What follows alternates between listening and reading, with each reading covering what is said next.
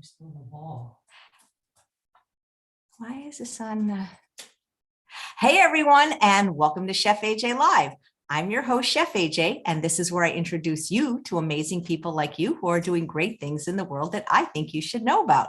Well, today is the second annual holiday cook-along, where we bring you some of the best SOS-free vegan chefs to make a holiday meal. Now, if you're on my mailing list, you've already received the shopping list, so you can cook along. If you didn't, consider signing up at chefaj.com, and we're going to send you all the recipes after the show. Now, normally dessert comes last, but since I have to run the broadcast and I'm the pastry chef in the group, dessert's coming first. So you just give me 1 second to walk to the kitchen, and I'm going to make dessert.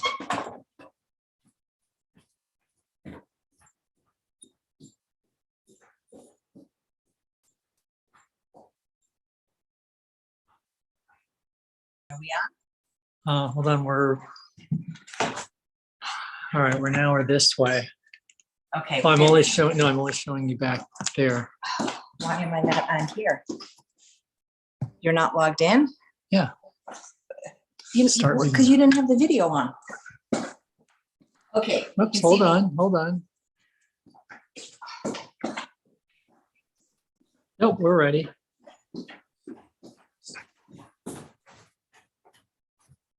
Sorry about that, guys. I got to turn my sound off here because we're getting too much.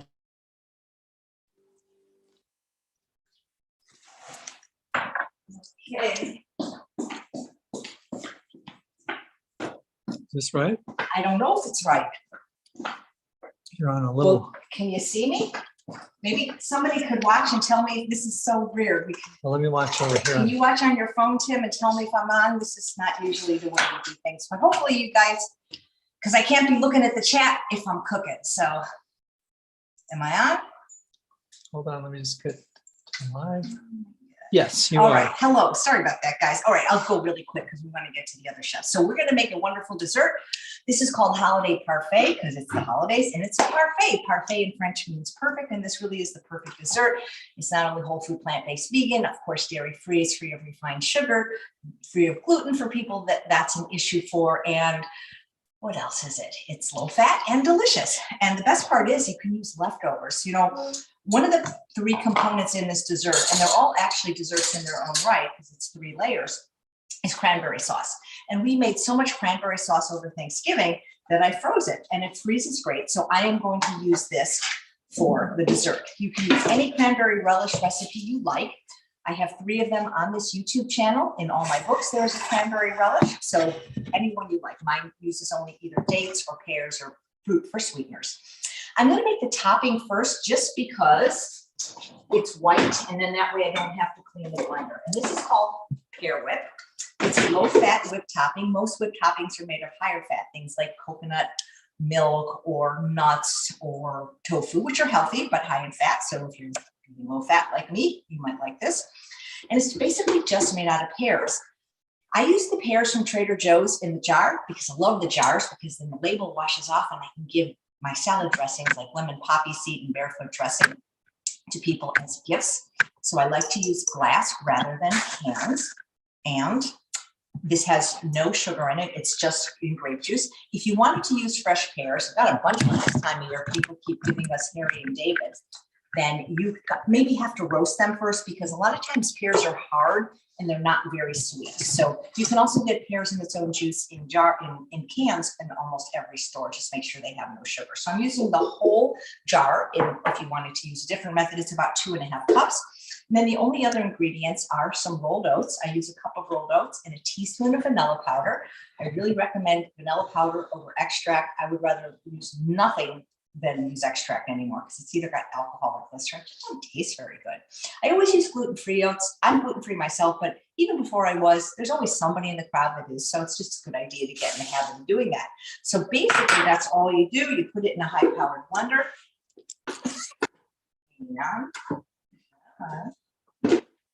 Let's get it that way.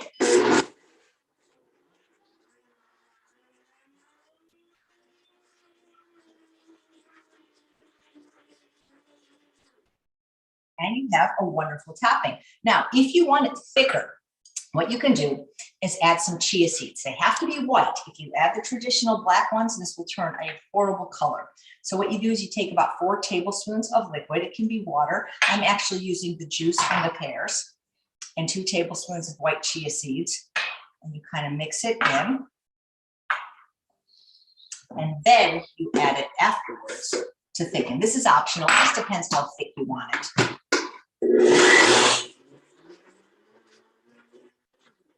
Chia seeds always thicken up a little bit after they cool. But we have this nice little topping.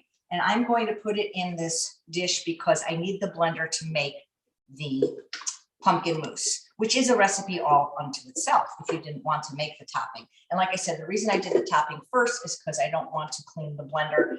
And if I did the orange pumpkin mousse first, my whipped cream would be orange, which would probably be okay, but then we wouldn't have the pretty layers.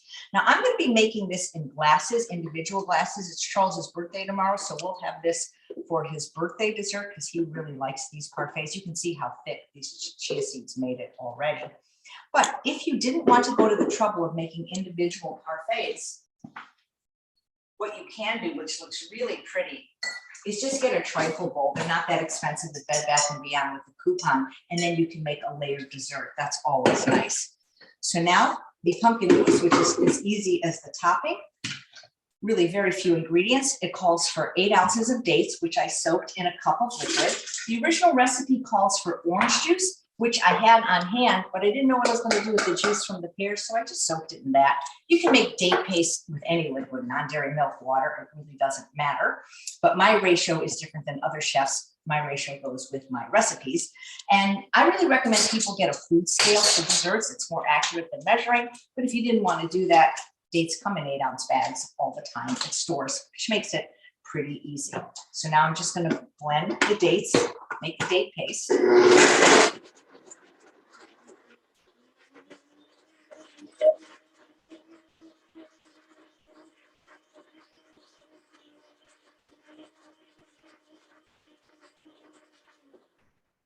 And then I'm going to add 1 can of pumpkin, and make sure you get pumpkin because a lot of times, especially the grocery store brand, which this is, it's pumpkin pie filling, which has lots of things like sugar and eggs in it. So 1 can. And pumpkin usually is available all year round in most places.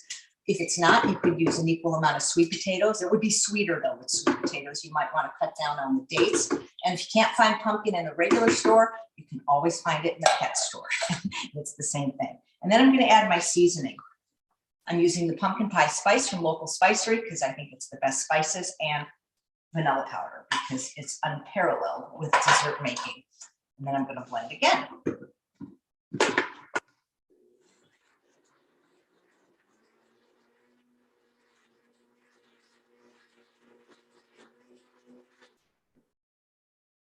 There I have my thick, delicious pumpkin mousse. And again, it'll taste a little different depending on what juice you soak the dates in. And so now I'm going to make my parfaits. And when I really want to get fancy, I'll do, like 6 layers, but I'm just going to do 3. So I'm going to start with the pumpkin on the bottom. And I just try to put the same amount in each glass.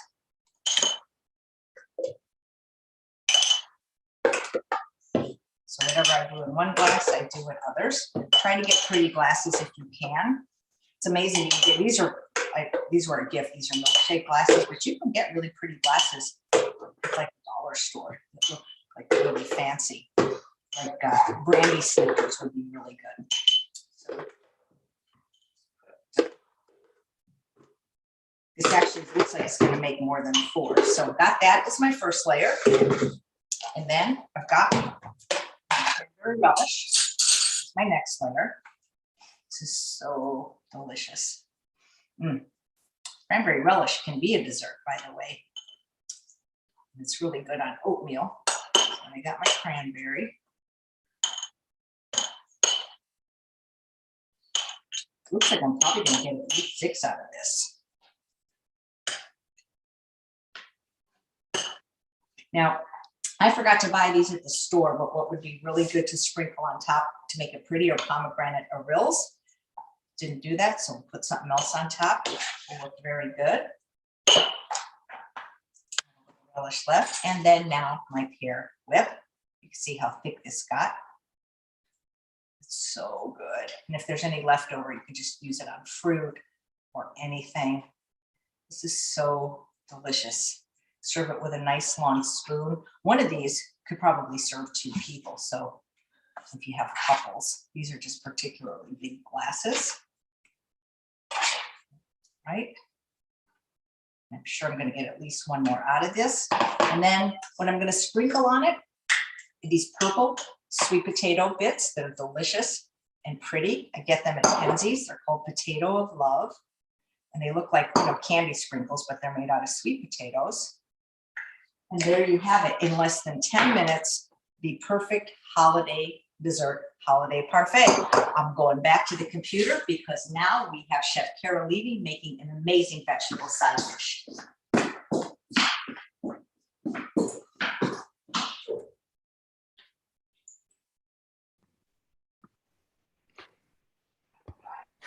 To you, Carole.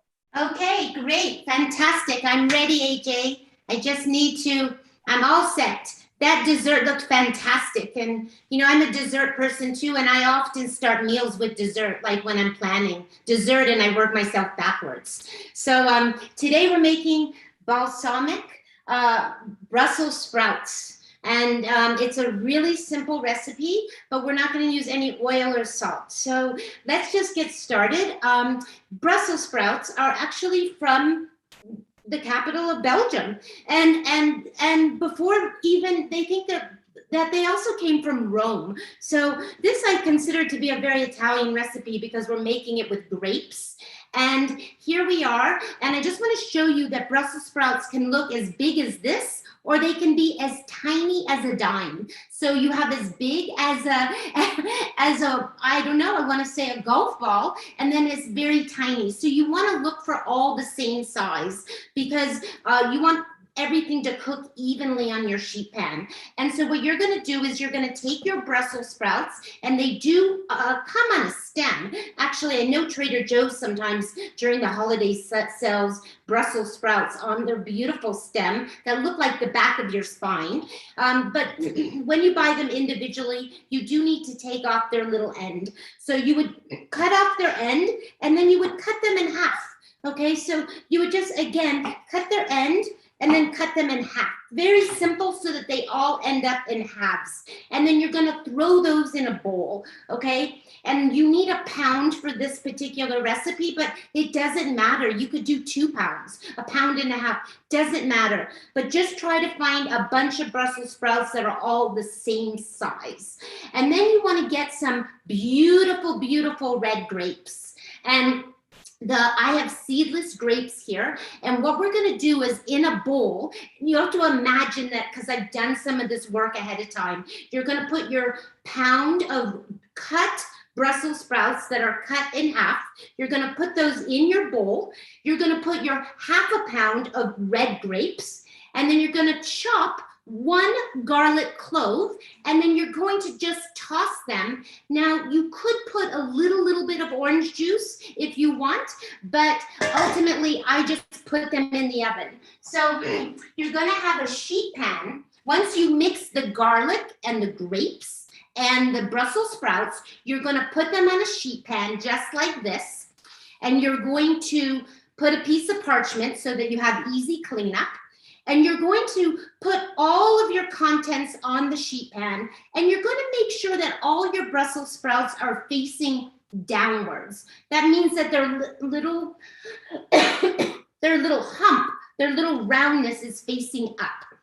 Because what you ideally want is for each Brussels sprout to get brown on the cut side, okay? And you put all your grapes, you're going to put that in an oven of 400 degrees, and you're going to cook it for approximately 20 to 25 minutes. So you don't have to turn them, you just leave them. It's best to leave them. The grapes are going to start to shrivel. Sometimes they're going to pop, and they're also going to release all their sugars, okay? So when you have this done, then you're going to grab a bowl, right? You're going to grab a bowl, and you're going to, just 1 second, I'm going to get this sheet pan.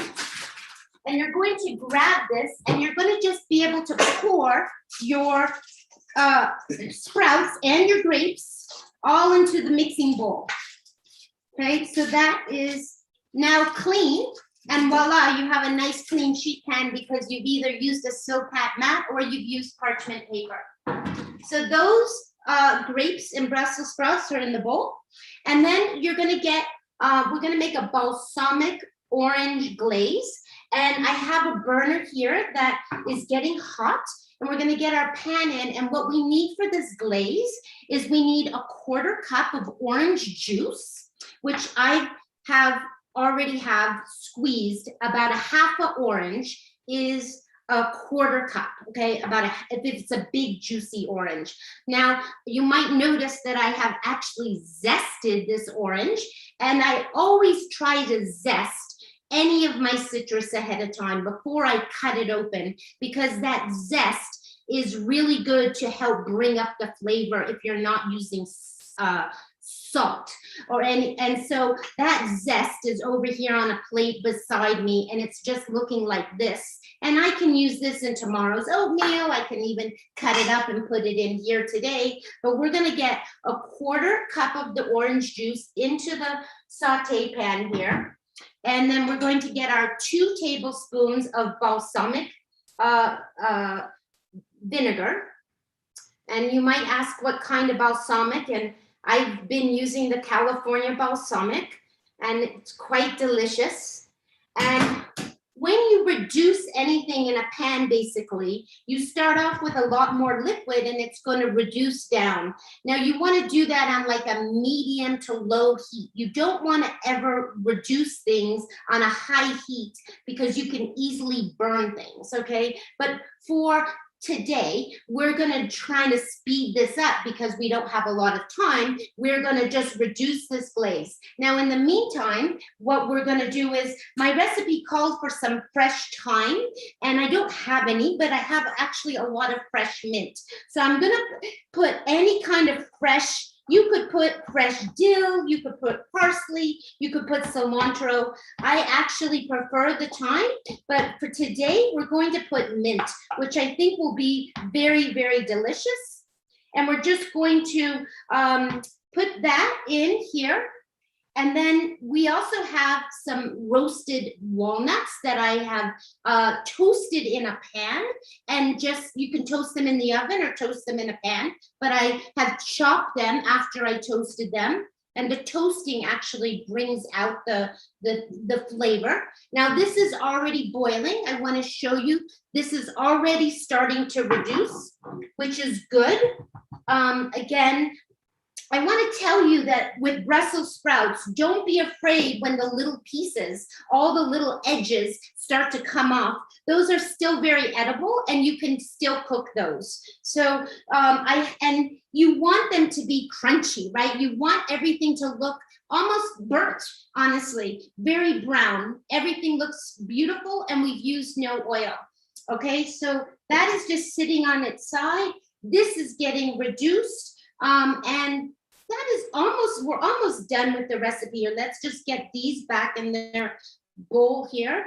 And we're getting this reduced. And how do you know when this is done? Well, first of all, you don't want it to disappear, right? And I can tell that it's getting nice and thick and it's becoming a glaze.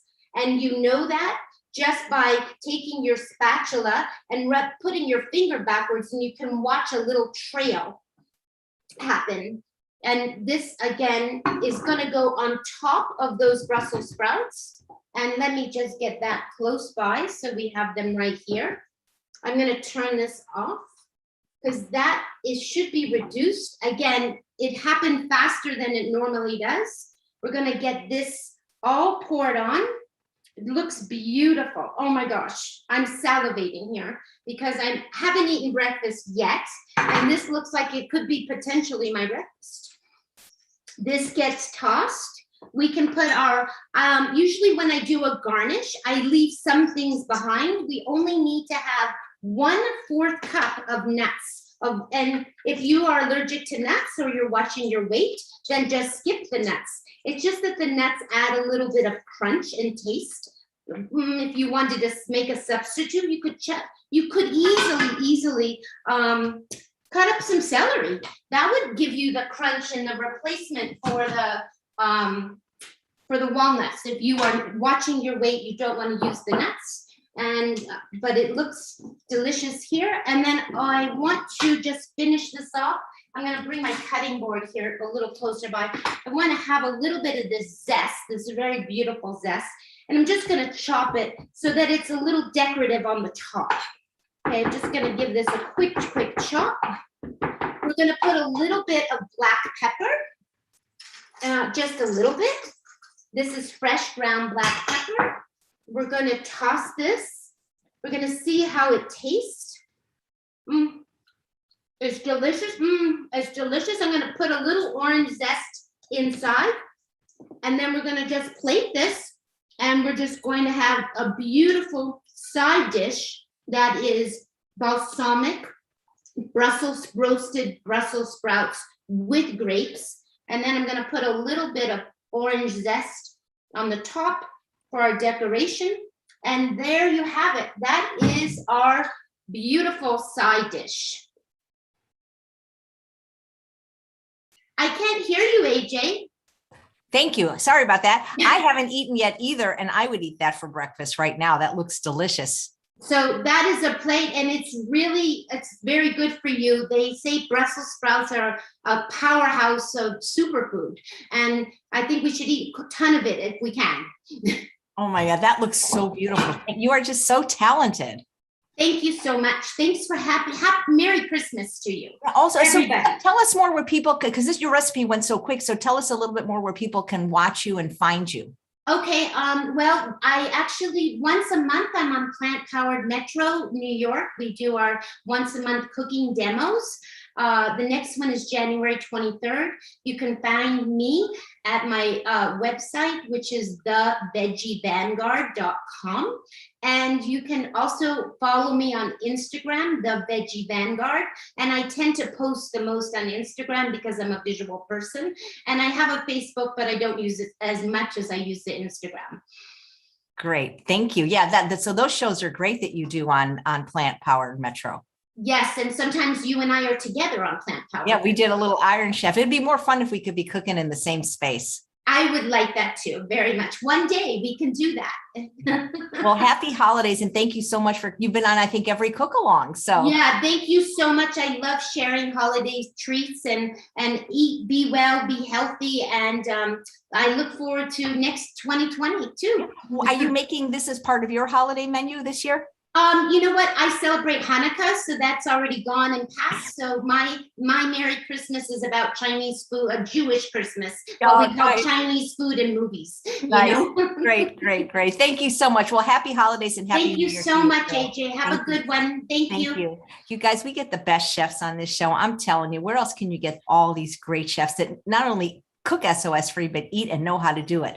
So the next chef you may or may not be familiar with, she has been on the show a few times. You're going to get to know her a lot more this week because she has 2 episodes this week because she is making an incredible whole Christmas meal. And then she's coming back the next day on the 26th to repurpose it. And the thing is every recipe she makes from the original meal are completely different. It's going to blow your mind. Her name is Vicki Brett Gock. She has a new book coming out very soon. She's from Michigan and she's extraordinary. Please welcome Vicki to the show.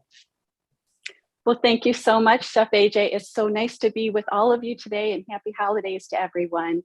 I'm today making what I call a holiday celebration salad with a creamy dressing that has beets in it. And the idea behind this is it's just a really pretty, kind of looks like a wreath by the time we're done. So I'm going to start with a big salad bowl and put a center little bowl in the middle because that's going to hold our dressing when we're all done.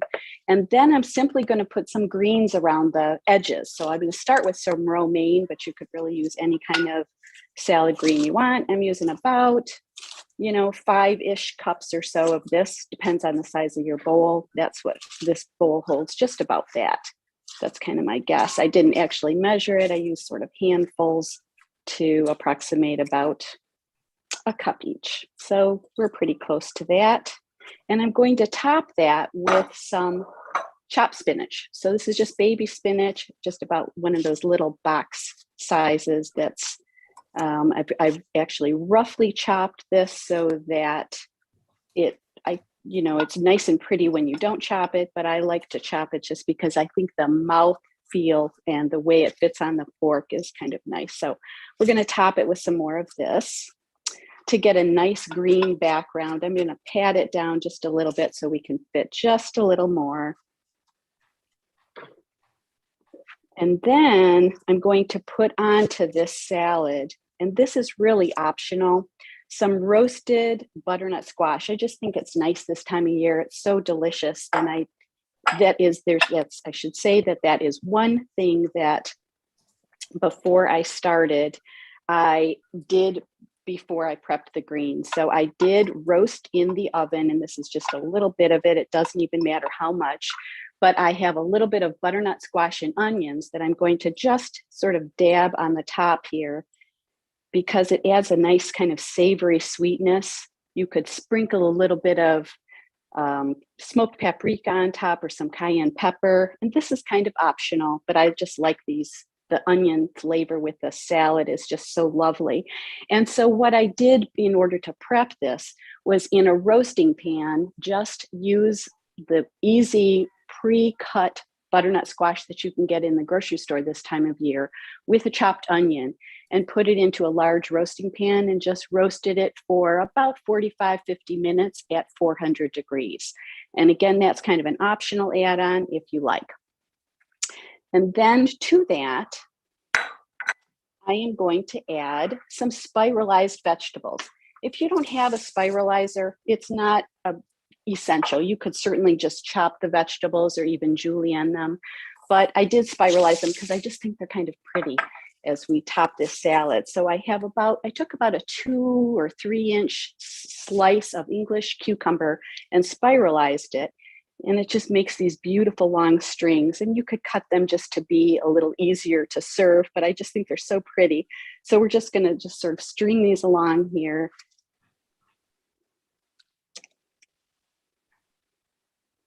And that'll be kind of our background as we add some new colors of other spiralized vegetables. So then I have 1 carrot, and maybe just for ease here, we'll slice them so that they cut up a little bit more easily when we scoop this out later. But I'm just going to sprinkle some 1 fresh carrot that's been spiralized along the top to become this really pretty sort of confetti look, almost like garland on here. And we look like this so far. And to that, I'm going to put some sliced or some spiralized fresh beets. And this just has this beautiful, fresh, crunchy, texture. And it's so delicate. And if you're not sure if you like beets, this is a great way to try them because fresh, they have kind of a more subtle flavor, I think, than the earthy flavor that they get after they are roasted in the oven. So this becomes our fabulous background now on top of this orange. And I just love the flavors of beets and carrots together. So now we have this beautiful kind of wreath shape. We're just going to put a couple more things on top.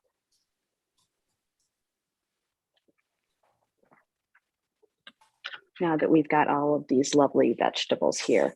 And so the next thing I'm going to put on top is some cranberries. And this is kind of a, optional. You wouldn't have to do this if you didn't want to. But I took a handful of cranberries, fresh cranberries, just rinsed them and made sure they were all nice and fresh and crunchy. And I cut them in half. And it's as simple as literally just slicing a fresh cranberry in half. And, this was probably about 20, 25 cranberries, a handful of them for me. And then I'm just taking these upside down as these little dots and scattering them. I cut them in half just because they're so sour and they add this sour crunch, which I think is quite fabulous. So I'm just sprinkling these around. You could make sure if you wanted to that they were either white side up or red side up, but I'm going to just for speed here, just kind of give them a quick sprinkle. And you could add more or less of these to taste. More is a crunchy, sour addition, and less, just for a little tiny bit of that flavor. And our final addition to this salad, before we get to the dressing, is to take a fresh pear for some sweet, juicy ornaments, basically, on top of the salad, and just put these little balls of fresh pear. And this adds it's kind of a lovely balance to that sour crunch that we have from the cranberries. And it doesn't even matter what size. You could make these big or little. I have this tiny, tiny scooper also that it makes these little tiny dots. And I prepped just a few of them ahead so we could sprinkle these. You could add more or less of these as well, because this adds this lovely, juicy kind of topping that looks like either ornaments maybe, or maybe lights. I'm not sure, you decide. And then these little small dots that are just kind of fun on top as well. That looks And then amazing. our salad looks like this, kind of like a wreath. Do you think? I think it's gorgeous. Well, good. And then our next thing we're going to do is just a simple dressing. And the dressing has just a few ingredients in it. We're going to stick everything into the blender. I love things that everything goes into one place. I'm actually making a double recipe. You wouldn't need to do this, but I'm doubling the recipe I've shared with you just because I like having extra left over. So tomorrow is my birthday, just like Charles. And so we're going to have a homemade dinner. Oh my This God, dressing you will be no part of wonder it. I love you. You have the same birthday. Happy birthday, Charles. Oh my So I'm putting goodness. some cashews in here and then some water. If you didn't want to use cashews, you could use white beans. That would be just fine as well. And then to this, we will add, so we've got water, cashews, and then a roasted beet. And my recipe calls for about 1 1/4 ounces. So just a little bit of beet. It's really going to add color more than anything, a beautiful bright pink color. So I've used double that because I'm doubling the recipe today. So about 2.5 ounces or so. It's a roasted beet. I roasted it in the oven in a container for about 1 hour at 350. If you don't want to roast it, you could buy them pre-roasted. Nowadays, you can buy them all prepped. So up to you. So we've got our beet, our water, and our cashews. And next we're putting in some lemon juice. So the recipe calls for 2 tablespoons of lemon juice. I'm just doubling that. 2 teaspoons of a brown mustard or any kind of mustard you like. And then our seasoning. And I've just gathered that all together. Some cayenne pepper, onion powder, and garlic. And now I'm just going to blend this together. We'll make some noise for a second.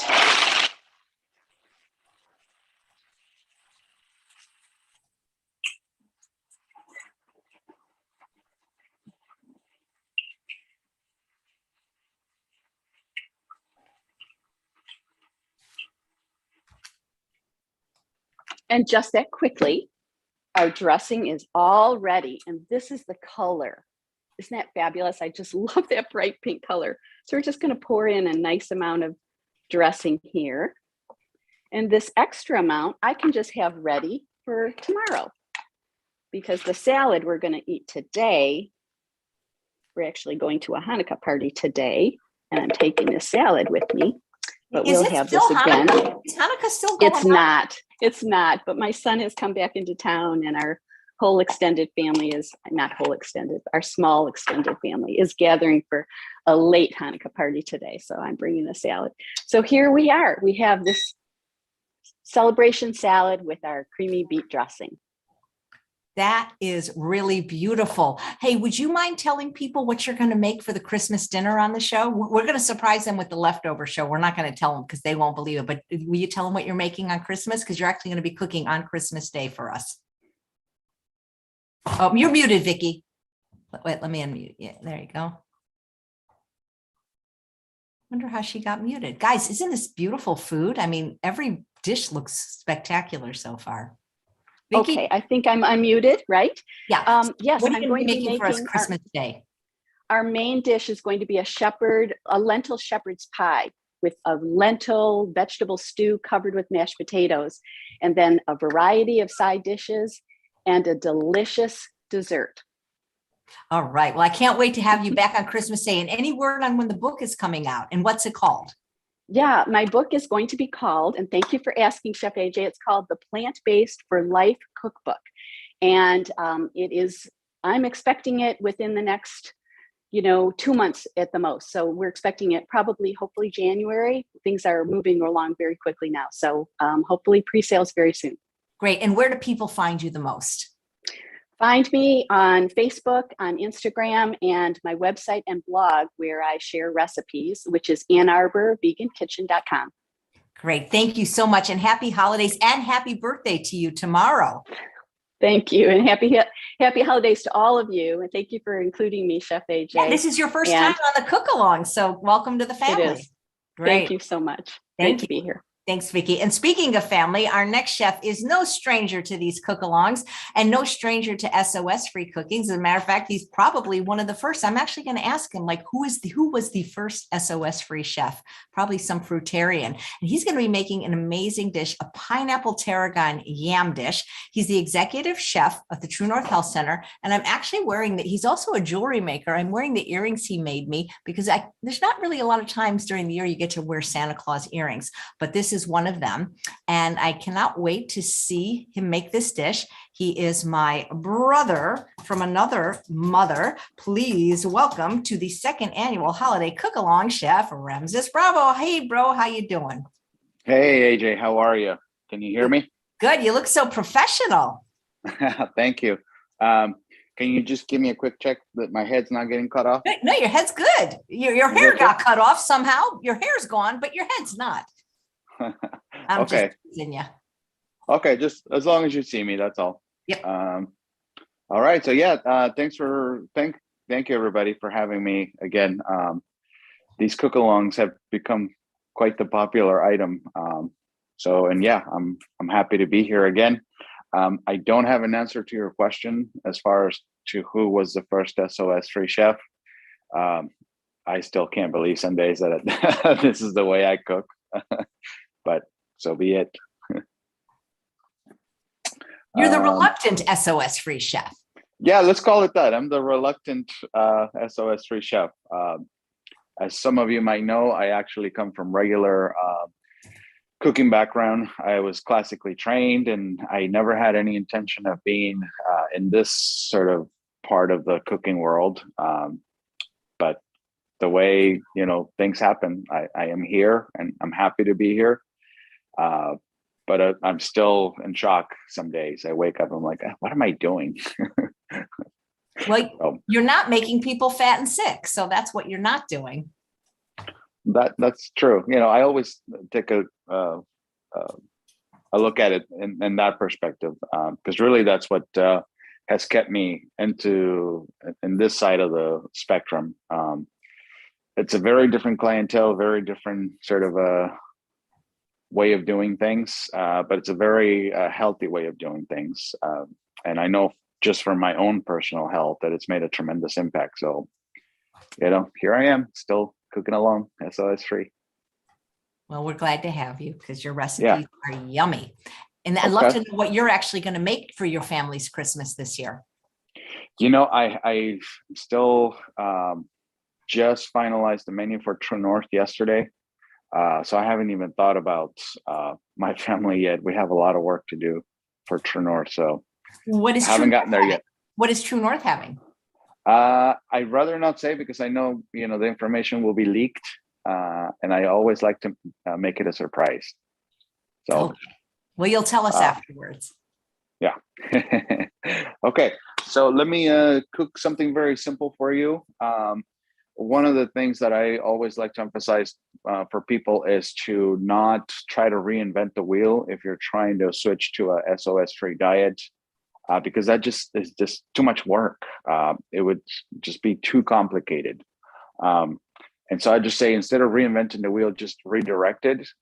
And so what I have for you here today is a very delicious dish that is nothing more than sweet and sour. that's it. Sweet and sour combination has worked since somebody invented it, probably thousands of years ago. And it will continue to work as long as humans are alive and cook. So this is nothing more than a sweet and sour combination. I'm going to start by turning my pot on here for a very short amount of time. I'll show you what I have here is some fresh tarragon, which are going to go into the dish. However, I always like to blanch tarragon because it gives it a more vibrant color, and it actually brings out the flavor. So blanching is something that tarragon and basil benefit greatly from. So I'm just picking the leaves here from the tarragon. And I had my pot going before the show started, so it won't take very long. If you've ever made pesto before using fresh basil, you might have noticed that it turned brown on you very quickly. If you blanch the basil, as I'm about to show you here with the tarragon, you'll actually prevent that from happening. So now I can go in the bowl. And basically, you just want a tiny little bit of water boiling. There we go. That's good enough. Which I do have here is about a cup. And now I am going to drop my tarragon leaves here for about 3 seconds or so. So once they go in, I immediately turn the pot off. And then I have my slotted spoon here to fish them out quickly and into a bowl of ice water. There we go. So it's essentially a really quick cook and cool down. There we go. All right. So now what I've done is I have brought out the flavor in this tarragon as well as the color. So now I'm going to let it cool down and I'll come back to it in just a second. Over here, I will show you what else I have, which is a bowl of just diced pineapple and diced red onion. And I'm going to place this guy here into a baking dish. Okay. And then to that, I'm going to add my sour component, which is a little bit of apple cider vinegar. So I'm going to do a little bit of that on there. And then this guy here goes in the oven, 350 degrees if you have a convection oven. If you don't, 400, until they look roasted. It'll be a combination of a roasted look, but the onions themselves will turn into the sort of brighter magenta color, sort of at the same time. When I did mine at work, when I prepped for this, it took them about 15 minutes. And so I'll show you what they look like here. Obviously, they've shrunk quite a bit. And you see, I don't know how well you can see that magenta-ish looking color on the onions, but they do have that sort of roasted look to them. And so I'm basically just getting this roasted, sour, tart, sweet combination here between the onions, the pineapple, and the vinegar. So I'll set this off to the side. And then I'm going to show you my sweet component here, which is I believe the recipe I sent you said 6 medium yams / sweet potatoes, AJ. Wait, what did you say? I'm sorry, could you repeat that? I believe the recipe that I sent you calls for 6 medium. I'll yams. check. Let me check the show notes right now and I'll let you know. Okay, no big deal. I just wanted to say in case somebody was looking at it and say, hey, wait a minute, the recipe said 6 and you only have 4 in there. The reason for that is because these were on the larger size. So Yeah, you Or call for large ones. 6 medium yams. Do you have a favorite way to cook sweet potatoes just in general? I know some people poke them. And what's your best advice to cook sweet potatoes and potatoes in general? Okay, let me see if it'll show it right here. So I always like to clip my ends here of the yams or sweet potatoes when I bake them, because what that'll do is it'll give it an exit for the water that's inside to come out. So as the water evaporates, there's a exit route for it. If you don't clip the ends, more moisture stays inside, but the flavor is not as intense. So it's not that it's a better way of doing it. I just wanted it this way because I wanted it to be as sweet as possible, because as I mentioned, I'm doing my sweet and sour combination here.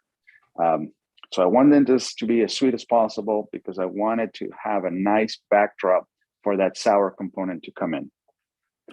I know some people that don't like clipping the ends because they like that little bit. They don't want to waste, and they like that little burnt edge. Perfectly fine. It's just a matter of, what do you want it to look like at the end? How do you want it to be when you serve it? And then you go from there. There are other times when I don't want to roast a sweet potato at all, because I've had roasted sweet potatoes for a day or two, and now I'd like to have it steamed, and so that'll be my favorite way of cooking it for that particular day. Do you have a favorite sweet potato personally? I really like red garnet yams, and I say sweet potato and yam sort of interchangeably, because truthfully, there is no such thing as a yam here in the US. They're all sweet potatoes. They just call them yams.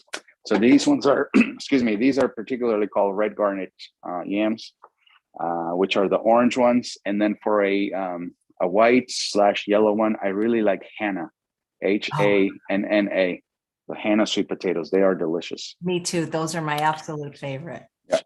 All right. So now I can lose the gloves. And now essentially it's just a sort of put it together kind of thing. So I'm going to add my onions and pineapple. I was just thinking, why are you making dinner at True North? Aren't there mostly fasters this time of year? We do have quite a bit of fasters. So it's probably a half and half population. It's not like years past when we used to do that extravaganza and things got so crazy. But there's still enough people that we're probably going to have about 40 people eating. Wow. Well, I can't wait to hear what you made afterwards. All right. So here we go. I just mashed it in. Truth be told, that roasted pineapple and onion could be a nice side dish all by themselves, especially if you add the tarragon, which now that it's nice and cool, set this off to the side for a second. I am going to fish them out of the ice bowl into some paper towels to dry them out nicely.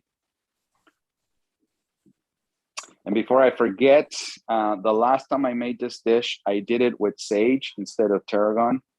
And they were delicious. So that is a nice substitute, because I know people always like to ask, what can I substitute?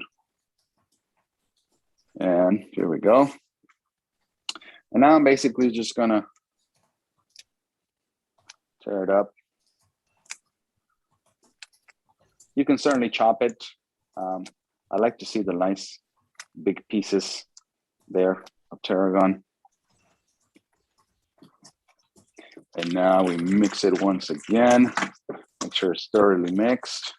Make sure all those leaves are separated. And here is the most important part of this dish, which I'm about to show you. Once it's all incorporated,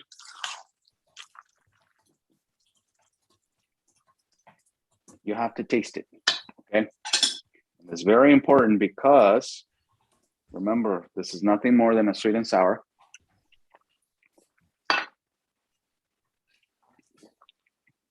right away sweet with a hint of those pineapple undertones, but I'm not getting enough sour out of this. So I'm going to go ahead and add a little bit more vinegar at the end, just because I want that contrast between that sweet and sour to come together, because when it does, it actually accentuates both flavors. So the sweet becomes sweeter and yummier at the same time when the vinegar is there and you taste it and you're like, oh man, this is really good. So that is the crucial part of this recipe. Okay. And now I'm going to taste once again. Oh, there we go. So now it's the sweet, the pineapple, and then right away before I go, oh, you know, that's kind of intense sweet, the vinegar is there, and I taste that, and then it's sweet again. So it just it's sort of like spinning, and you know, the two flavors are spinning as I eat this, and they go back and forth, sweet and sour, sweet and sour, sweet and sour, and it's just fun and delicious, and I don't get overwhelmed by either flavor, and it's just a really, really wonderful dish. Once you get that part really figured out, then there's a lot of flexibility with this. So I have eaten these cold. So as I had everything prepped, I brought everything out of the refrigerator. They are delicious as they are, but we can certainly put them back into a baking dish and then serve them warm. You know, like pop them back in the oven, or when you bake your sweet potatoes, you can certainly just wait for them to get cool enough to touch, to handle, and then you do everything else. So it's like this room temp kind of a deal, which works great too. So a lot of flexibility with this. Do keep in mind that if you decide to put it back into a baking dish, put them back in the oven and then bring them out, you are going to evaporate some of the vinegar out of it. And so you might want to sprinkle some at the very end, right before you serve, or you go a little bit heavy before you bake it. And then once some of it evaporates, it sort of evens out. So very simple dish, but very satisfying and very delicious, because again, it takes on a concept that has worked forever. Sweet and sour, very simple. So ta-da. That's about it. Yummy. It looks delicious. You have some fans on. Mary G says, Chef Bravo, I'm so happy to see you. And another Mary says, does Chef Bravo do private cooking lessons? Yes. If you message me at Ramses, RAMSES at Bravo PV, which is my which is my website, I can set something up with you, Mary. Great. Thank you. Well, this looks delicious. I love it. And it's so healthy. Yeah, thank you. Yeah, it's again, very satiating because it's that simple starch that makes you go, oh man, I just ate something delicious, and it's very substantial. And I'm not thinking about all the other junk that I could be eating. You know, yeah. I'm totally satisfied. Lucy says she loves the color of your kitchen walls. Oh, thank you. This is actually a corner out of my parents' house. I sort of rigged this little space because in the past, when AJ has had me on our show, I did it out of my kitchen, and the setup in my kitchen is very odd. It's not open space, and so I'm like having to crouch, and it doesn't look great on camera. So I thought, you know, I'd like to have a different space. It looks beautiful. It looks a very nice set. And Teresa says, always a fan of Chef Bravo. And thank you. Elisa says, sweet and sour is the best. Thank you, Chef Bravo. So happy holidays to you, Ramses. Thank you so much for making healthy eating accessible and delicious. And I know you have a new course, and we have the link to your website if people want to check that out. Oh, yeah. it got released a couple weeks ago. So if you're looking for some solutions beyond the cooking aspect, I put together a great group of friends and colleagues, Chef AJ included, where we tackle the mental aspect of staying healthy. Because I've already covered the cooking part, but people still struggle with the cravings and the emotional eating and the I want to be healthy, but no one else in my house does. You know, what do I do? Kind of a thing. How do I order healthy at restaurants? So we cover all of that in this new course. So thanks for asking, AJ. Thanks for mentioning it. Oh, sure thing. And Charlie says, could you substitute lemon juice for the apple cider vinegar? Absolutely. So the combination of sweet and sour does not mean it has to be sweet potatoes and apple cider vinegar. Anything that's sweet will be a substitute for the sweet potatoes. So this would work with plantains. This would work with like a carrot puree or those Hannah sweet potatoes, which would have a completely different look to it. And the sour could be lemon juice, could be lime. It could be like a white balsamic vinegar, one sweet component, one sour. Great. Well, thank you so much. And happy holidays to you and your family. All right, AJ. Thank you. Appreciate it. I hope to see you soon. Thanks for my earrings. Oh, you're welcome. All right. Thank you. Actually, Vicky, who was on right before you, actually has a pair now too. So now we have another extraordinary SOS-Free chef. She's been on the cook-alongs before. She also does demonstrations at True North, where Chef Bravo is the executive chef. And she gave me two difficult choices of what to make, and we couldn't decide because they both sounded delicious. But this will make an amazing holiday side dish. Please welcome Katie May. How you doing? Hello, Chef AJ. So great to be here. Wonderful to be cooking with all of you. Chef Bravo was amazing, and just every, like you said, every dish looks so good. So I'm excited to contribute.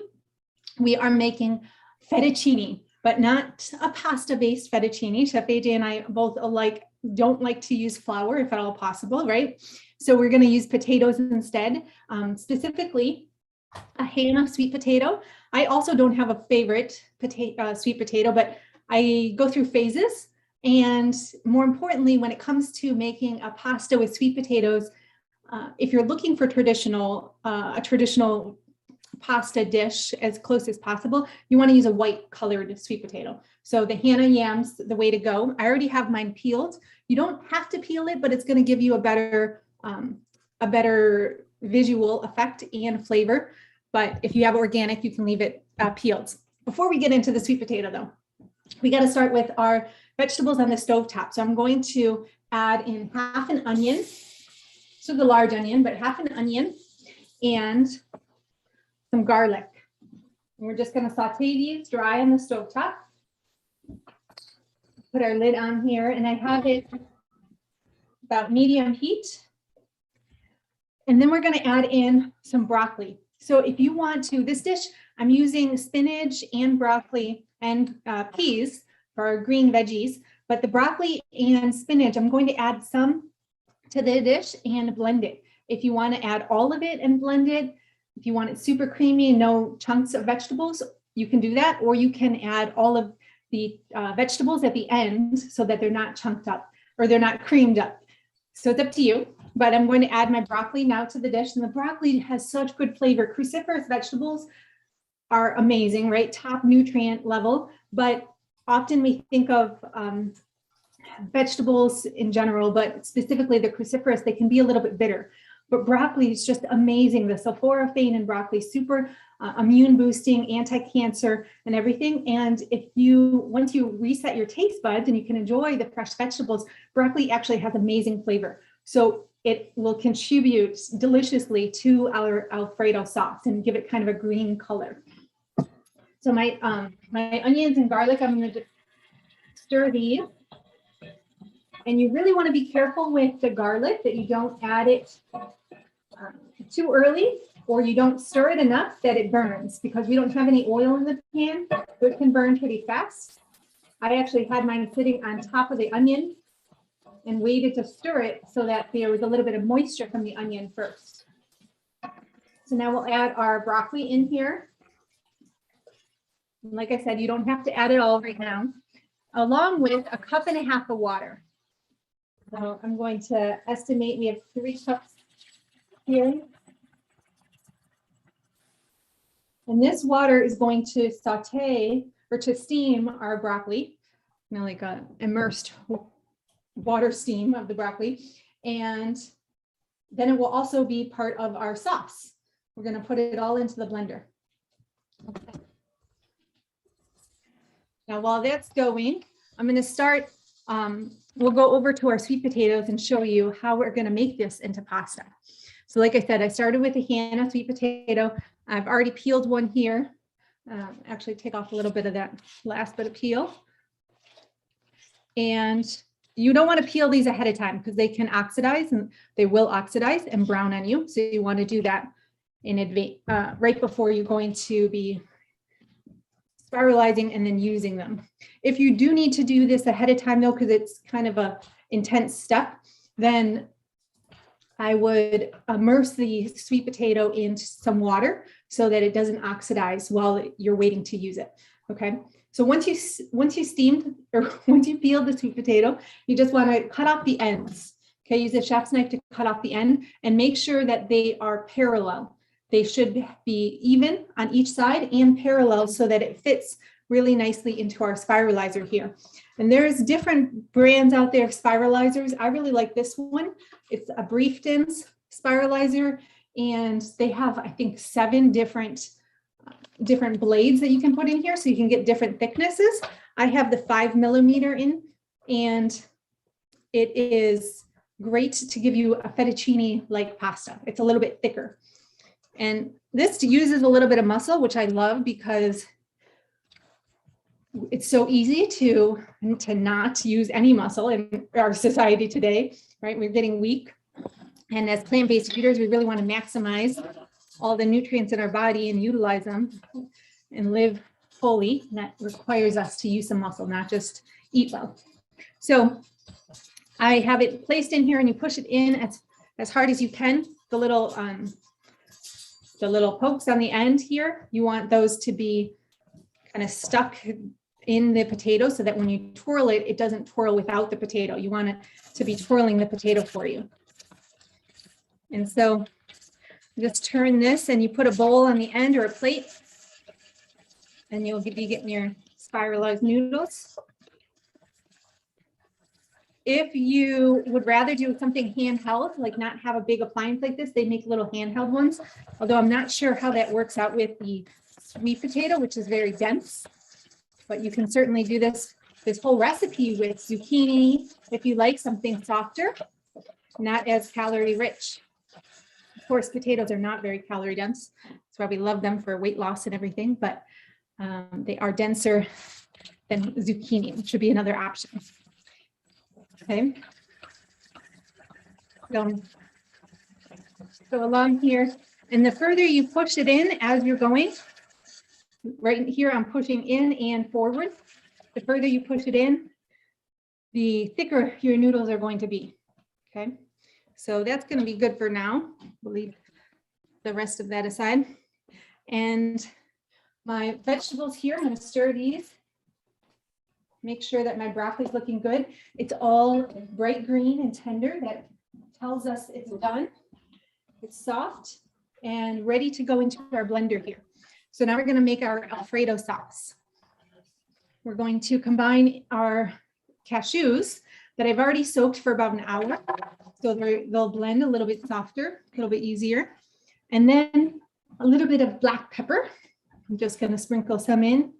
This is the finely ground black pepper. If you want more pepper, you can always sprinkle some on top of the dish, some freshly ground black pepper. The nutritional yeast in the recipe, I'm leaving out. If anyone has been following along with me over the last couple of years, you know my journey with nutritional yeast. I went 3 years without it and was loving the plant-based diet, no nutritional yeast, super clean, just like perfect, living at True North. It was amazing.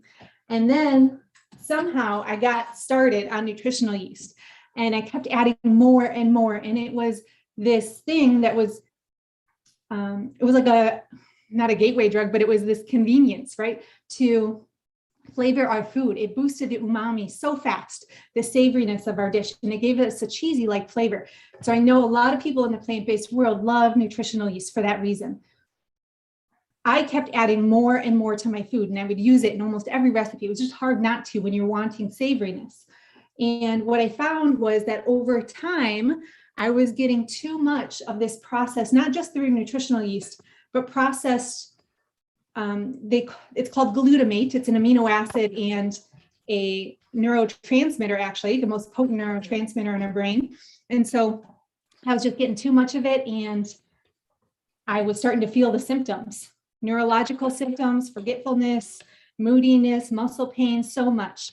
And so I started creating a course to help people find a balance between the flavor and the health components. But I say all that because now I don't use nutritional yeast in my kitchen. I still have some recipes, and I'll even add it to some recipes occasionally as an option, because everyone's, you know, at different places on their journey. But personally, I don't even bring it in my kitchen because I might use it for one recipe just to show people, and then I end up adding it to other things, right? Out of sight, out of mind. So I'd rather keep it out of my kitchen.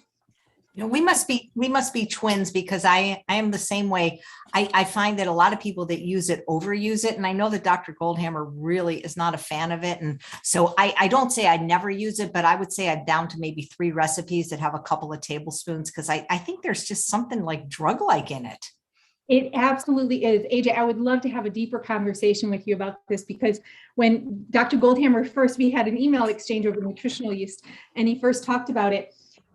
He was like, there's one study showing that the protein in brewer's yeast increases IGF-1, which is a biomarker for inflammation. And I was like, that's not enough. One study. Oh my gosh, the research, the science out there is phenomenal. It's fascinating and devastating at the same time. So we have to talk about that another time when we have. Well, as long as people condiment responsibly, you know, I still think it's better than dairy cheese. But the thing about nutritional yeast is it's very calorically dense too. It's not like it's, you know, vegetables. Yes. And it makes you overeat too. So depending what you put it on, it could be fantastic on broccoli, but if you put it on, you know, your rice and beans, it may just be that little thing to lead you to overeat something that should be so healthy. Yep. So again, yeah, I think it's no problem in a little bit of condiment, a little bit of it on occasion. It's just for people like me, I don't really, I don't do a little bit most of the time. So let's go on. We're going to blend up our dressing, our Alfredo sauce here. Got my, misplaced my lid, I think. All the way. Okay. So we're going to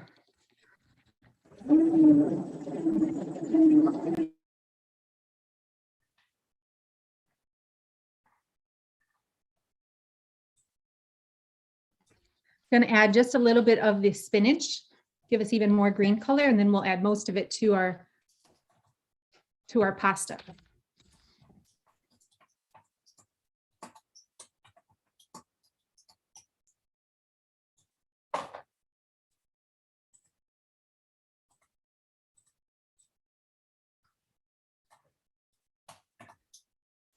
So adding some water to the noodles too, to steam those. So you can add that water right when you add the noodles. I was just distracted. So we're gonna cook those noodles. And then we're going to add in our Alfredo sauce in a few minutes and top it off with, we'll add in the spinach, but then also peas, and top it with some fresh tomatoes. And then if you want to, another option, but we've already got our cashews in here, so you may not want to add any more nuts, but a little bit of toasted pecans sprinkled on top is delicious. Okay, so I'm going to add in my sauce here. We'll get this heated up with our noodles.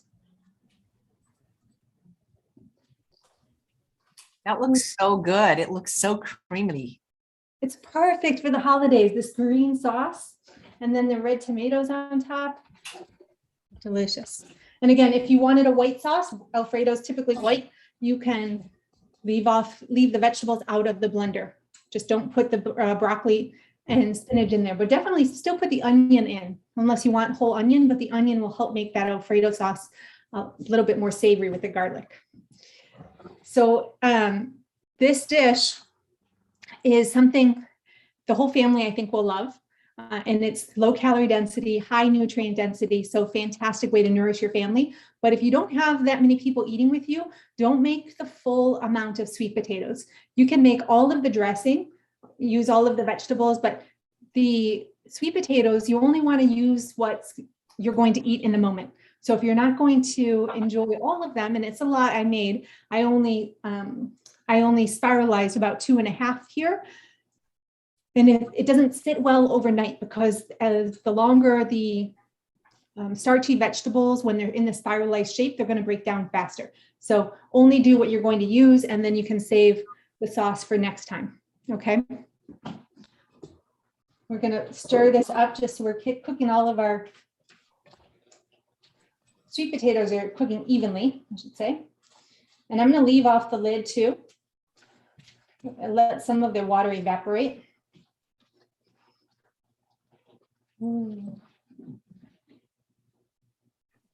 So, and this will be one that I have with my family at Thanksgiving or Christmas Eve, or sorry, Thanksgiving, Christmas or Christmas Eve,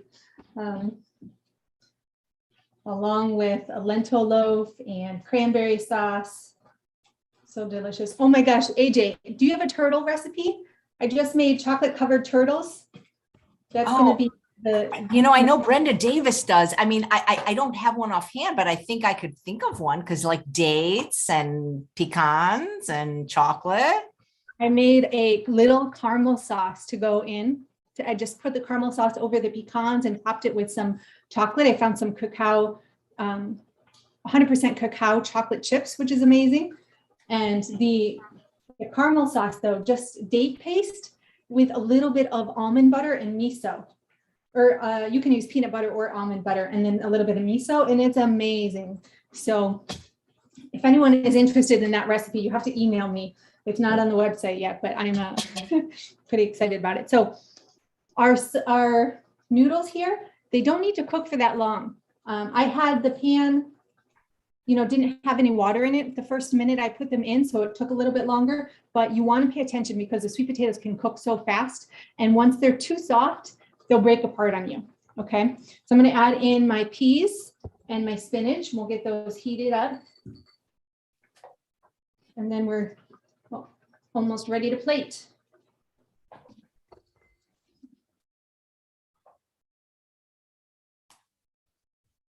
What are you making for your holiday meal this year, Katie? Well, I'll do this again because I do like it so much. And along with this, it's going to be a different meal. Like I'm not sure which one will be on Christmas and Christmas Eve, but lentil loaf and potatoes. I do smashed potatoes instead of mashing them. So they're a little bit more whole and intact. I love that. All right, so I'm going to got a little bit scan here. I don't want to spill over. So I'm going to transfer it all to my bowl here. Now we can stir it a little better. Oh my gosh, it smells amazing. You guys have to try this recipe. And it's good any time of the year. I'm saying it's beautiful for the holidays, but it's a great springtime dish too, all winter long. And especially in the winter when we want more starch, but we don't want to do the bread or the traditional pasta, this is a great option. Okay, so I'm going to just mix this up and we'll put it into a bowl here. And of course, when you're cooking this at home, timing wise, you can do a little bit better and reduce the water more so or not add as much. If you wait to add the sauce, you can strain out a little bit of that water that was initially there to cook the vegetables. And then it won't be as moist here. But either way, we can just scoop this out into our tray here, use our tongs, scoop some out, and the pasta is like al dente, so delicious. we have Evelyn saying, would any other white potato work? You really want to use a sweet potato though, not a white potato, right? You could use any other, you could use a white potato like russet. You'd want it to be a long one so that you could actually get spirals out of it. But the sweet potato complements the greens really well. Complements the broccoli and the spinach. Right, so it's up to you if you don't want to use sweet potato, but I know some people don't like sweet potato. How could you not like sweet potato? It's like My dad actually does not like sweet potato. Oh, wow, that is so funny. Have you ever used the orange ones in this recipe? No, but you could do orange and you could do purple, especially other times of the year. I've done sweet potato noodles with beet noodles in the springtime with lemon and it's ginger in there. It's so good. So you can definitely do other potatoes of any kind, really. Just depends on what you're looking for. So a little bit of the tomatoes. I actually added a lot of tomatoes. I love those. And a little bit of toasted pecans sprinkled right on top here. And then we'll do a little bit of the fresh black pepper. So there you go. Simple, really delicious though. And the noodles take a little bit of time, but again, it's fun, especially if you have any younger people in your home or anyone that's, you know, up for kind of an adventure and something new. Try out this noodles.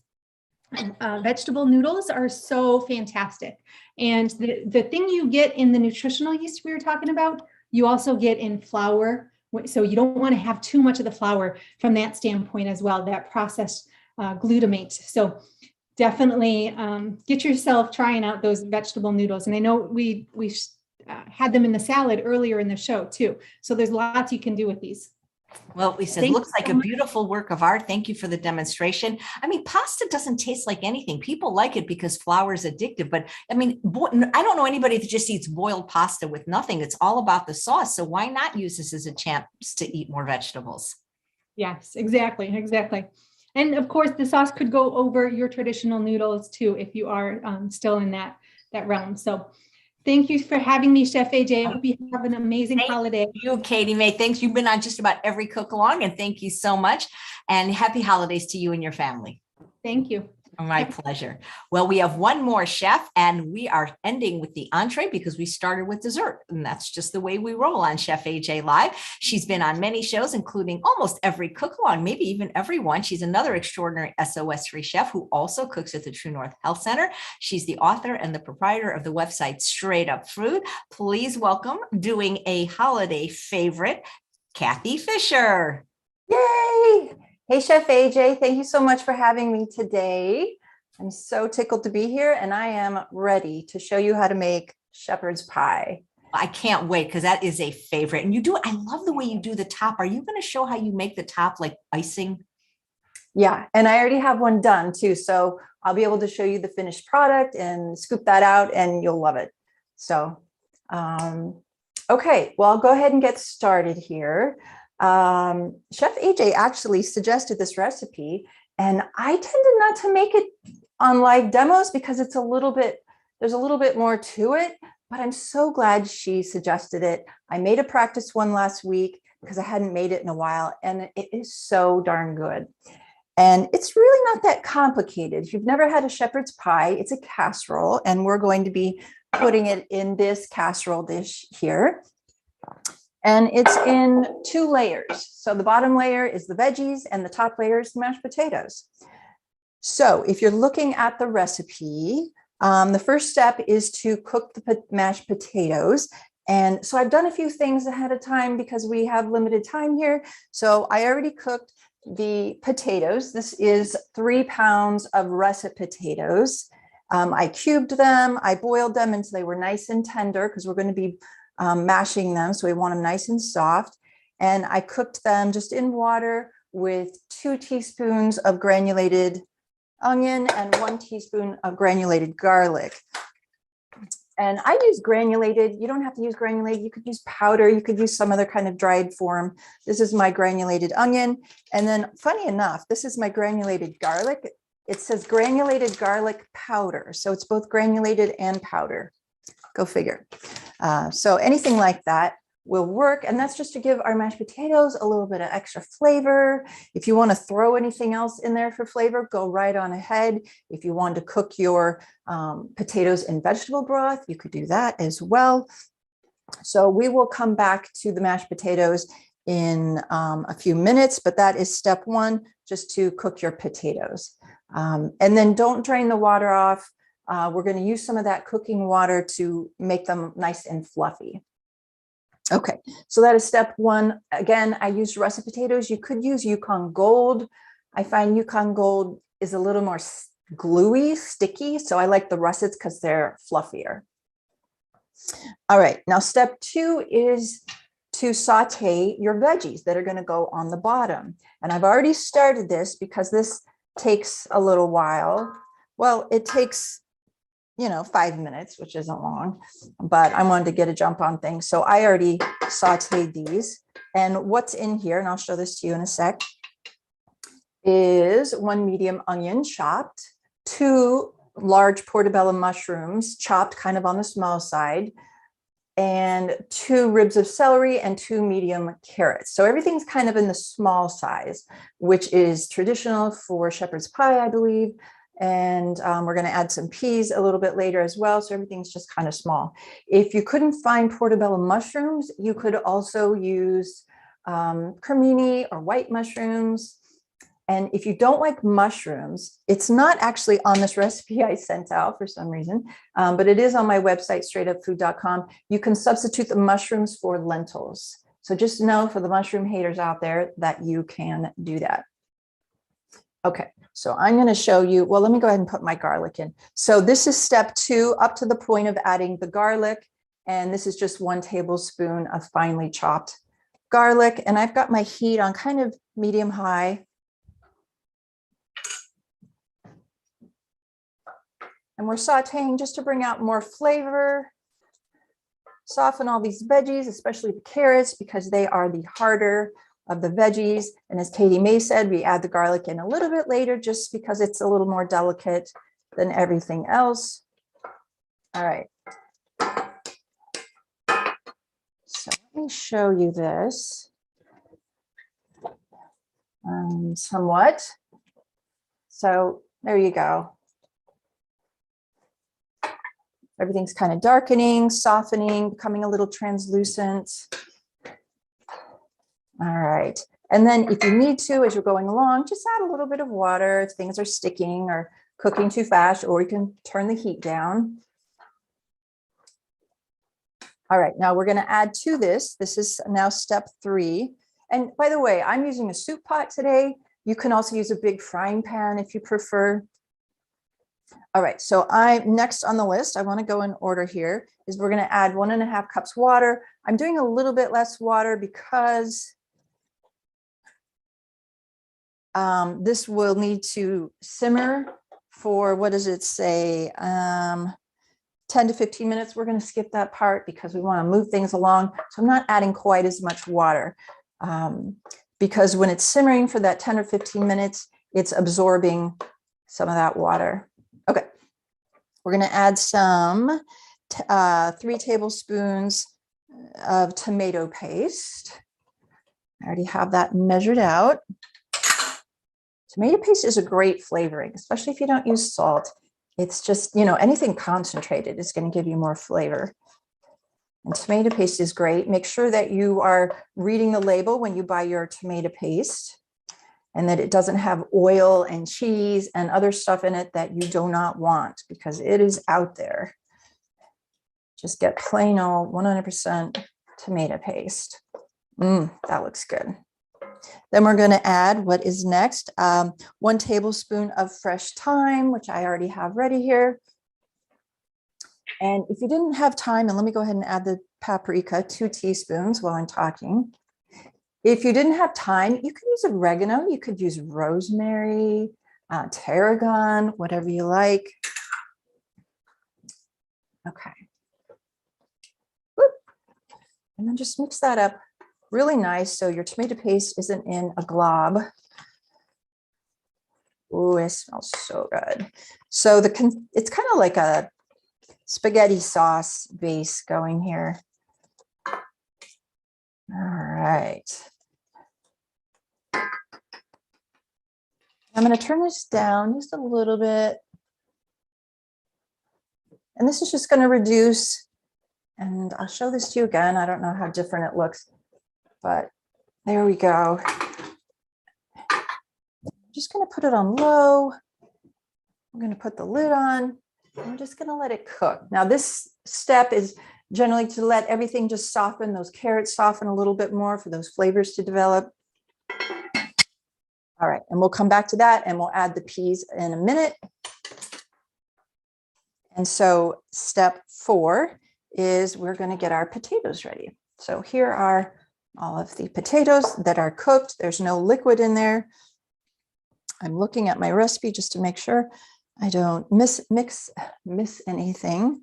Now what I'm doing is just adding some of the cooking water that is flavored with the onions and the garlic. You could also add some non-dairy milk if you wanted your potatoes to be richer. You could blend some water with some cashews, you know, really fine after the cashews have sat and soaked for a while. If you want it even richer, you could add a little almond butter, whatever you want. I like to keep things simple. So I'm just going to use some of the cooking water. So when you drain your potatoes, you don't want to just drain and lose all that cooking water down the, down the drain. You want to use a slotted spoon to take these out, or somehow save your cooking water separately, because we're not going to need it all for this. We want to regulate how much we put in. All right. Now I'm using an electric mixer. If you don't have an electric mixer, you could use the good old manual potato masher. And I'm just using the soup pot that I cooked the potatoes in to do this because it's got nice high sides. My method is just to kind of go up and down for a while until I get it going, and then I'll go around. And then we're going to add the cooking water or the non-dairy milk as gradually as we go until we reach the consistency we desire, which is nice and smooth. All right, I'm going to add some more of this cooking water. If you want to add some black pepper to this, you could do that.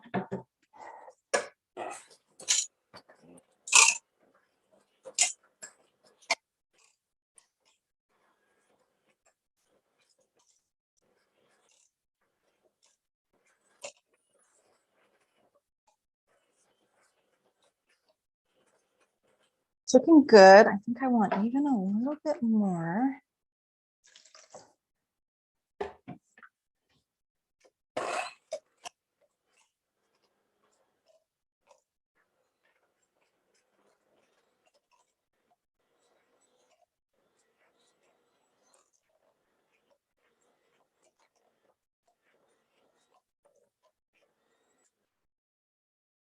Looks good. It's really soaking up the liquid. Sorry, this isn't very exciting. We gotta get it just right. All right.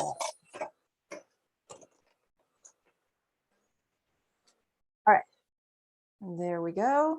I always take my beaters out right away and rinse them off. Otherwise, they're so difficult to clean. All right, so this is what the potatoes look like. All right, so this is going to go on top once we put the veggies in the baking dish.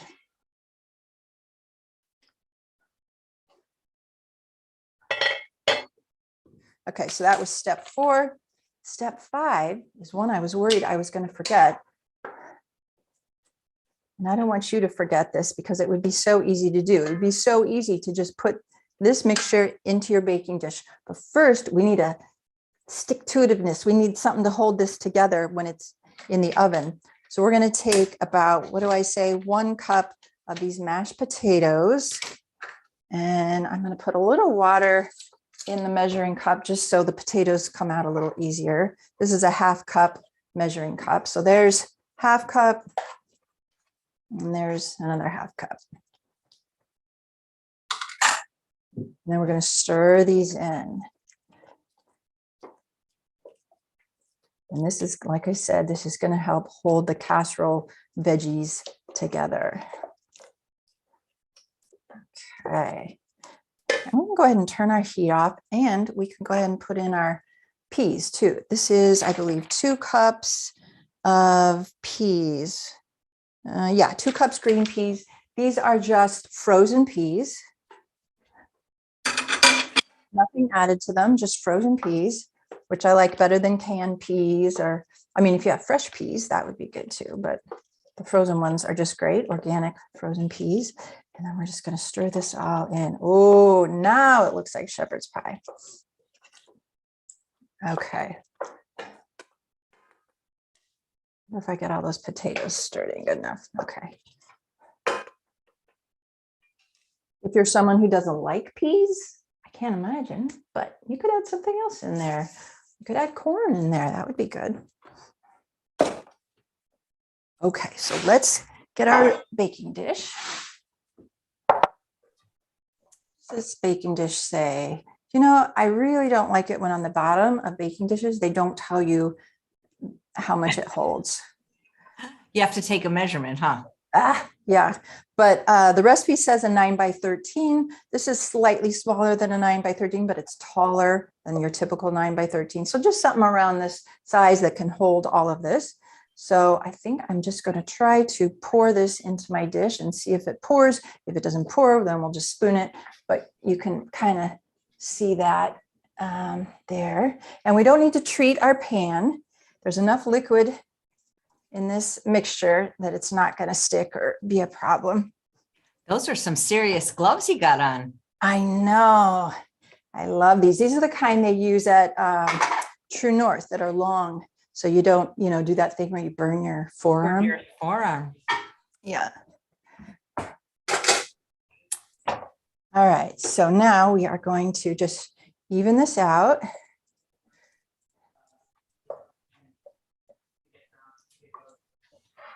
Those peas really make it. And if there's something that you love that you want to throw in there, go right on ahead. If you're someone who likes a little spice, you can add some spicy stuff. All right. All right, so just even that out. And now, so there you go, there's that. Now we're just gonna put these taters right on top. That's the best part. I know. Let me just thank Joanna. Super chat donation. Thank you very, very much. What is shepherd's pie really? Probably some kind of animal, right? I probably don't want to know, but because shepherds, I'm thinking shepherd, sheep, mutton. Minced meat, I don't know. I don't know. I should know that, huh?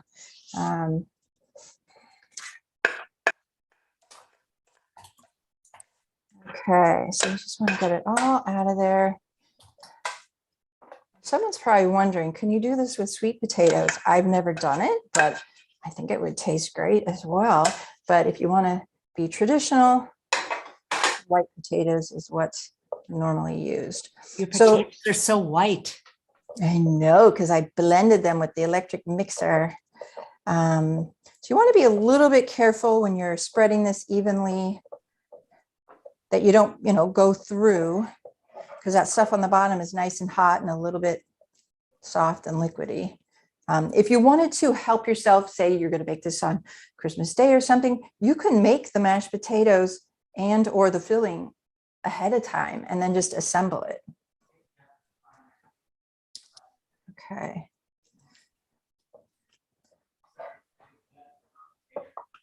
All right, so kind of get to those edges because it kind of seals in. And if you start messing with it too much, I'm going to switch.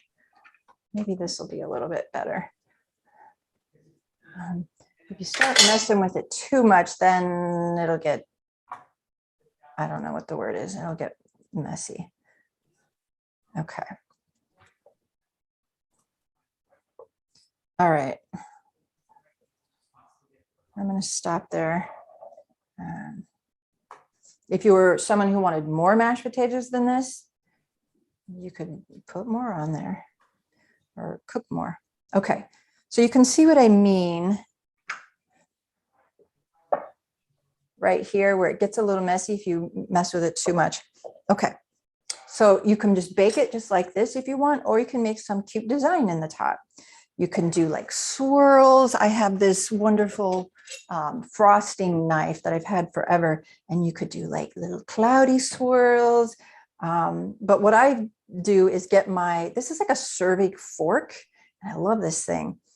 And you can just drag it, or you could probably use a regular fork, but this makes nice deep, what do you call that, lines. And you can do any design you want.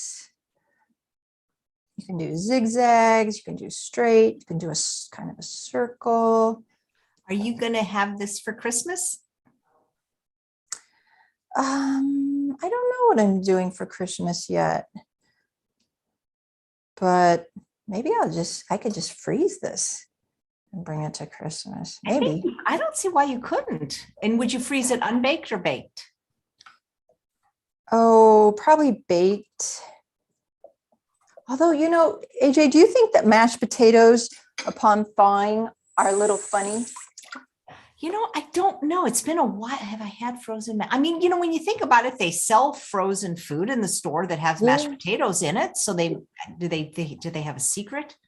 I don't think so. I think it's just a slightly different texture than if you were to eat it right now. It's a little more chalky. I don't know what the word is.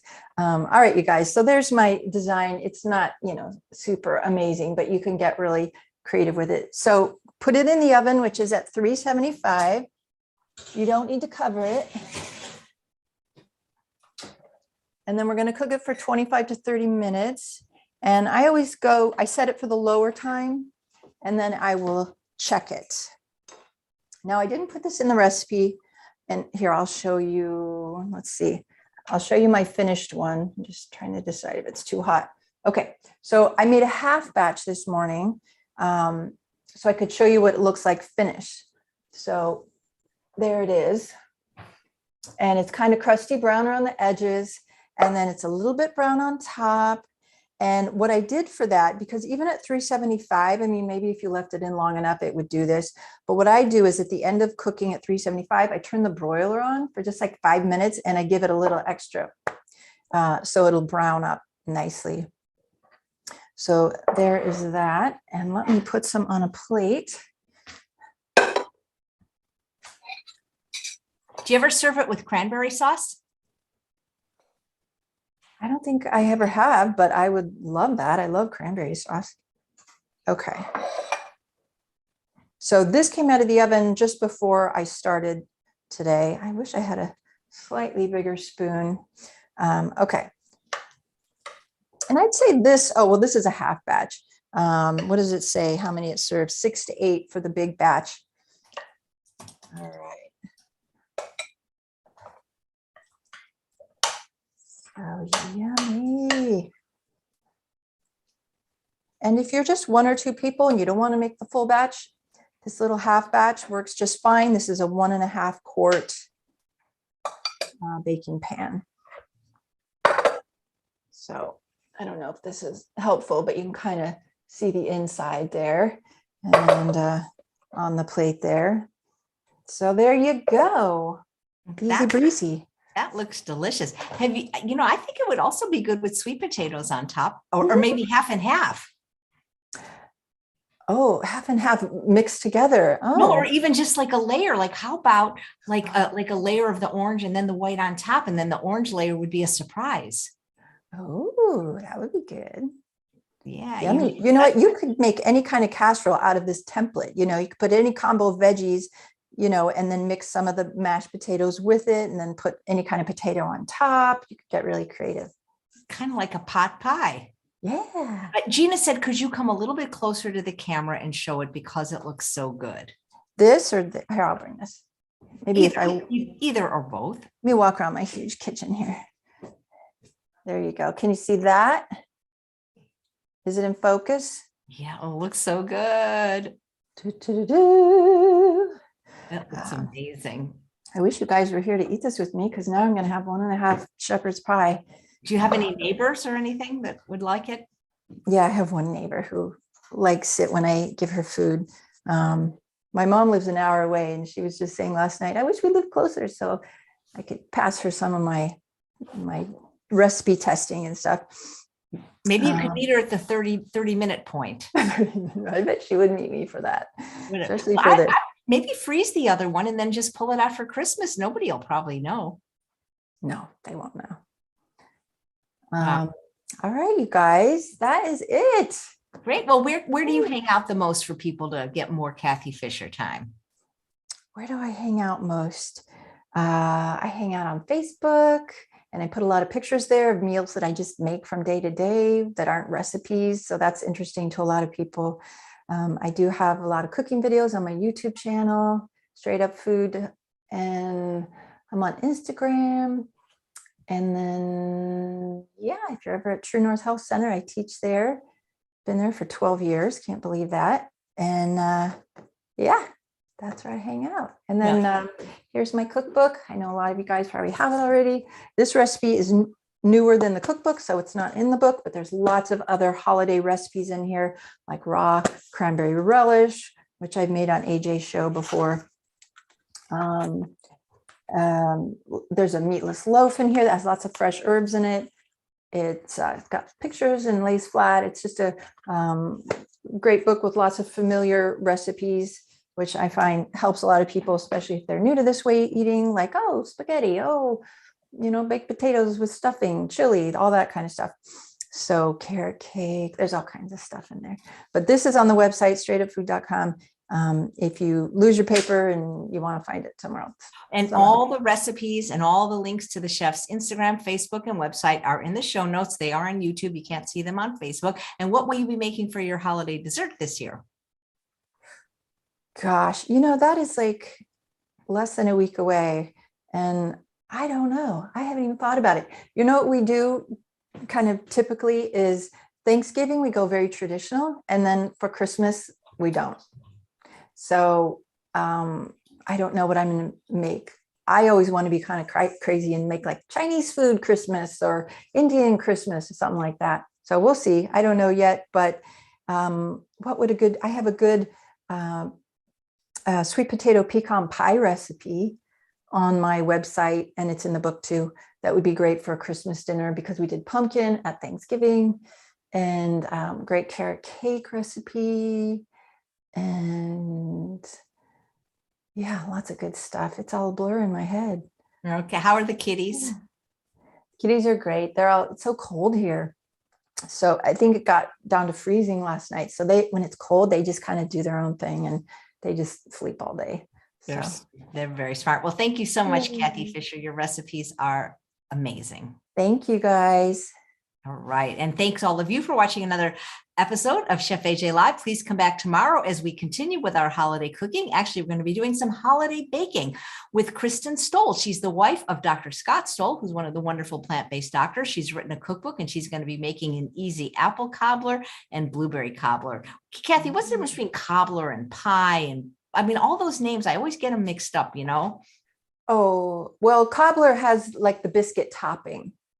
And I have a blackberry peach cobbler in my book and on my website, but the cobbler is that distinctive biscuit bumpy topping. So good. It's usually full of white flour and butter and white sugar and all that, but it can be done another way, a healthier way. And then you have the apple crisp, which has the crusty like granola on top. And what else is there? And then I have a raw apple pie as well. It's called a raw apple crumble.